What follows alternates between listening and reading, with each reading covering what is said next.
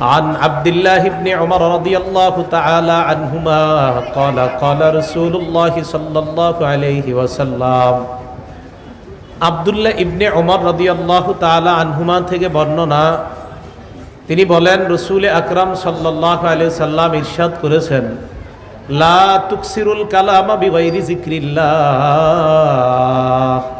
আল্লাহর জিকির ছাড়া বেশি কথা বলবা না তোমরা। বলতে হয় তো আল্লাহর জিকিরের আলোচনা করো। জিকির দ্বারা উদ্দেশ্য কোরআন সুন্নাহর যত আলোচনা হবে সব আল্লাহর জিকিরের অন্তর্ভুক্ত হয়ে যাবে।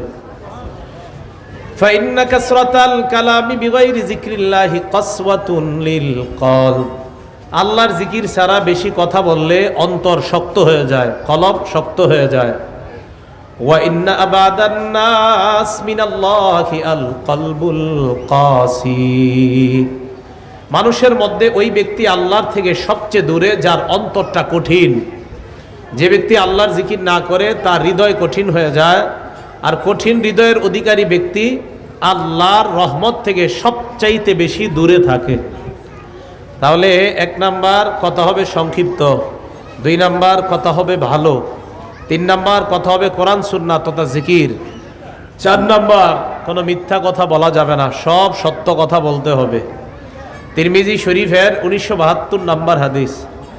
এই হাদিসের বর্ণনাকারী আব্দুল্লাহ ইবনে ওমর রাদিয়াল্লাহু তাআলা আনহুমা, তিনি বলেন, আন আব্দুল্লাহ ইবনে ওমর রাদিয়াল্লাহু তাআলা আনহুমা ক্বালা ক্বালা রাসূলুল্লাহ সাল্লাল্লাহু আলাইহি ওয়াসাল্লাম, আব্দুল্লাহ ইবনে ওমর রাদিয়াল্লাহু তাআলা আনহুমার বর্ণনা, রাসূল আকরাম সাল্লাল্লাহু আলাইহি ওয়াসাল্লাম ইরশাদ করেন, ইযা কাযাবাল আবদু তাবাআদ আনহুল মালাকু মিলান মিন্নাতি মা জাআ বিহি, কোন বান্দা যখন মিথ্যা কথা বলে তার মিথ্যার দুর্গন্ধের কারণে ফেরেশতা 1 মাইল দূরে চলে যায়।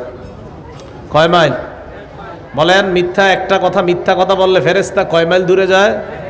তাহলে ওয়াজ মাহফিলে ফেরেশতারা বেষ্টন করে আছে আমাদেরকে, বুঝে আসছে?